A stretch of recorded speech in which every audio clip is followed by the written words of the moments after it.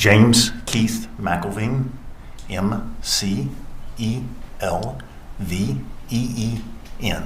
How are you employed?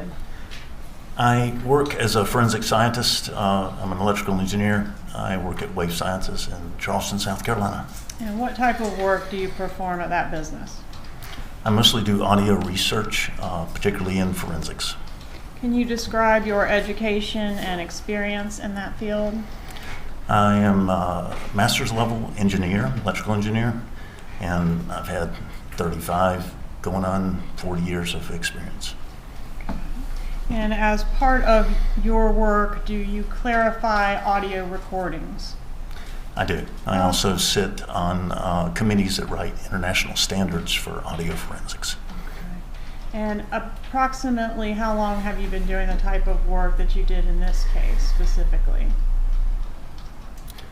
Probably about 25 to 30 years now. Judge, at this time I would tender the witness as an expert in the field of electrical engineering? Electrical engineering and forensics. Electrical engineering and audio forensics, Your Honor. Does the defense wish to voir dire the witness? Not on these topics. Any objection to him providing an opinion while testifying? No, Your Honor. Members of the jury, the witness will be permitted to testify in the form of an opinion in the fields of electrical engineering and audio forensics. You may continue. And I think you testified you have a master's in electrical engineering, is that right? That's correct. And you were the program manager for a government organization that included tech ops work? Yes. Okay, and also have done some work with private companies doing government contract type of work, is that right? Yes. Okay. Did you found the company that you're currently with? I did. Okay. Have you published articles related to your field? Yes, I have. Multiple. Have you ever testified as an expert before in this area? I have. Okay. Were you asked to clarify some recordings made at the Dolce Vita restaurant in association with this case? Yes, I was. What items were you provided with? 2 audio video recordings from 2 different devices that were in the restaurant, one of which had better video and one of which had better audio. Okay. And were you able to put those together and give us the best product that you know how to give us to help us make out the words the best we can? Yes. All right. And in that process, do you do anything that changes or alters the speaking voices that are on the audio recording? Only how do I put this? We don't alter the subject's voice. We leave it natural and as untouched as possible. What we do is suppress everything else that's not in that place we're trying to focus on. What were the issues with this particular exhibit as far as being able to hear it in its raw form? Well, it was a restaurant and a busy restaurant.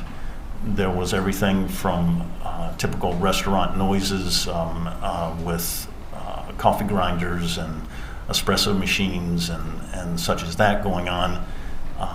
The position of the recording devices also made them pick up noises coming from the kitchen. So there was dishwasher and vegetable chopping type sounds going on back there, kids screaming, voices playing in a television. So it's easier probably to list what wasn't on the recording than what was. Okay. And can you explain the process you use to clarify the audio on this exhibit?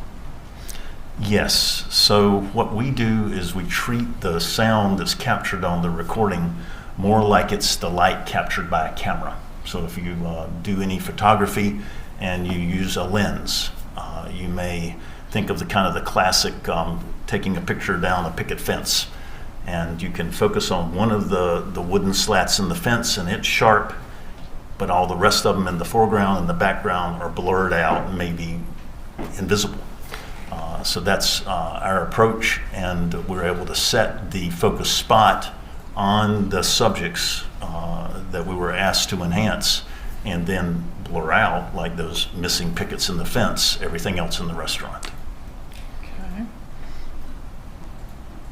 And are the results of your audio efforts contained on the exhibit in front of you, State's Exhibit 115? Yes. All right, and did you also, for us, pair the audio with the video that was available of that particular event? In Dolce Vita, we did not. Okay. Have you had an opportunity to review State's Exhibit 116, which does include both the audio, the video, and the transcript of that event? Yes, although we did not review the transcript content. Okay. We did review the audio and the video, and it does match the enhanced audio that we provided.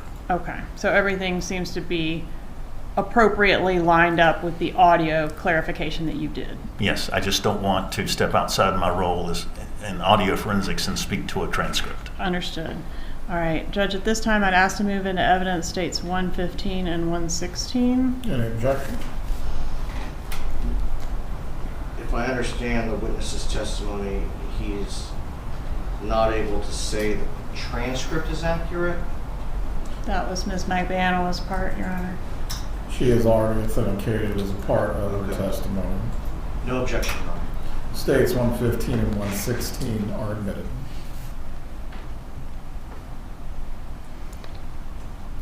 Did you also do some work on State's Exhibit 132, a recording from a Matt Surrey restaurant? I did. All right, and were the same processes that you previously described with the prior exhibit used on this one as well? They were. Okay, and does State's Exhibit 132 contain the audio product that you generated? Yes. Okay, and has the audio been paired with the video accurately in State's Exhibit 133, also in front of you? Yes. All right, Judge, at this time I'd ask to move into evidence States 132 and 133. Any objection? Just a moment, Your Honor.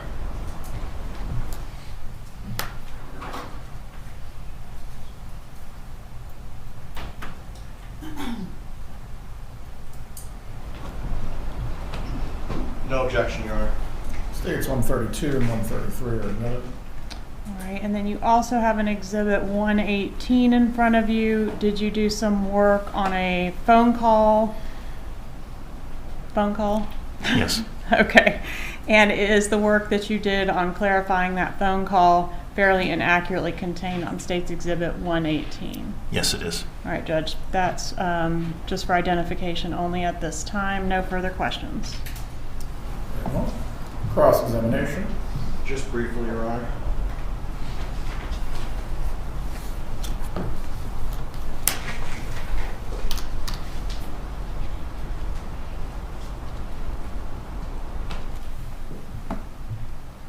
Good afternoon, sir. Good afternoon. Okay. With respect to the second restaurant footage that you enhanced, am I to understand that you enhanced an enhancement more recently?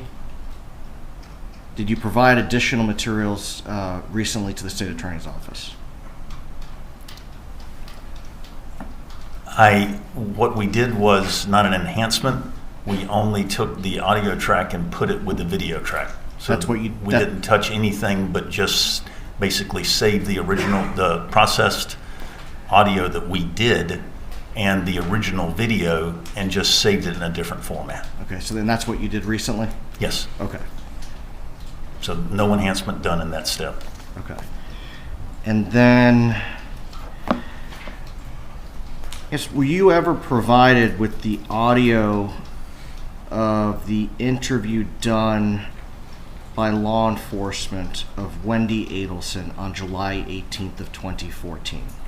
No, I was not. And specifically the end of that interview when Miss Wendy Adelson calls my client. Not to my recollection. I do not believe so. And so the government did not ask you to do that? Correct. Just a moment.